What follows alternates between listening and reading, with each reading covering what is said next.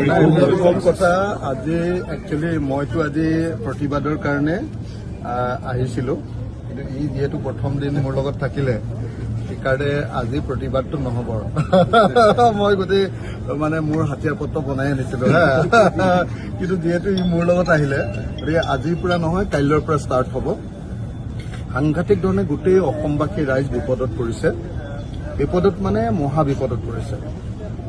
আমি সকলোৱে দেখিছোঁ যে বস্তু বাহিনীৰ দাম বৃদ্ধিয়ে কেৱল নহয়, বস্তু বাহিনী পোৱাটো বন্ধ হৈ গৈছে। গেছ চিলিণ্ডাৰকে ধৰি হোষ্টেলত পঢ়ি থকা ল'ৰা ছোৱালীবিলাক, টাউনত আহি পঢ়ি থকা ল'ৰা ছোৱালীবিলাকৰ যি সাংঘাতিক হাহাকাৰ পৰিস্থিতিৰ সৃষ্টি হৈছে আৰু লগতে গোটেই অসমবাসী ৰাইজৰ যি সাংঘাতিক পৰিস্থিতিৰ সৃষ্টি হৈছে অৰ্থনৈতিকভাৱে, হয়তো কেইদিনমানৰ পাছতে এতিয়া আমাৰ দেশত মন্দাৱস্থাই দেখা দিব।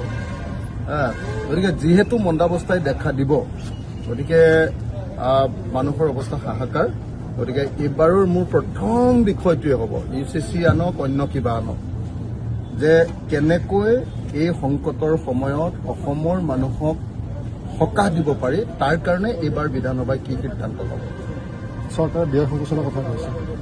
যিটো ব্যয় সংকোচন সেইটো তেনেই সামান্য ঘটনা এটা। আপোনালোকে নিজে দেখিছে যে তামিলনাডুত চিফ মিনিষ্টাৰ কৈছে, চিফ মিনিষ্টাৰে তামিলনাডুৰ মানুহৰ কাৰণে এটা ভাল সিদ্ধান্ত গ্ৰহণ কৰিছে। আমাৰ ইয়াত চিফ মিনিষ্টাৰ কৈছে, দ্বিতীয়বাৰৰ কাৰণে চিফ মিনিষ্টাৰ কৈছে, আমাৰ ইয়াত এটাও ৰাইজৰ পক্ষত ভাল সিদ্ধান্ত দিব পৰা নাই।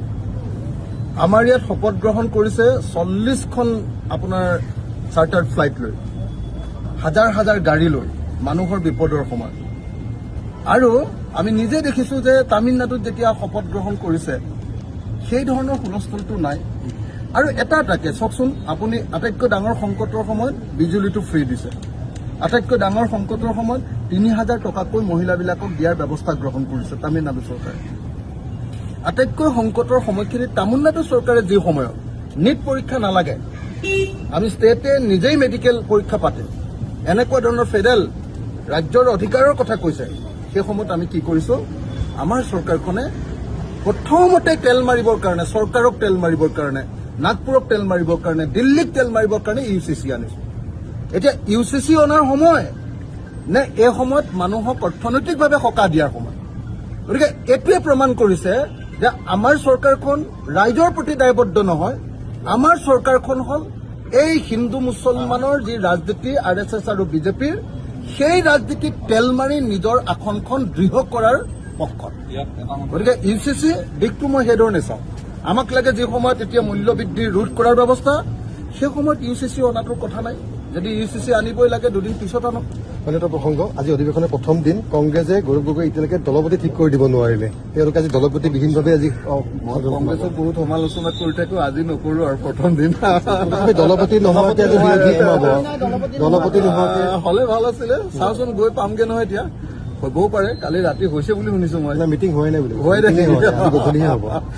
এতিয়াই কংগ্ৰেছক সমালোচনা নকৰো, সমালোচনা আজি বিজেপিক যিহেতু কৰিমেই, বিজেপিৰ লগত যুদ্ধখন হ'ব। গতিকে বিজেপিয়ে মাৰ চাৰ দিলে কংগ্ৰেছে অকণ সহায় চহায় কৰে নেকি? হলে ভাল আছিলে, দলপতি থাকিলে ভাল আছিলে। যিকোনো খবৰৰ বাবে যোগাযোগ কৰক আমাৰ এই নম্বৰত 9181 307 2221।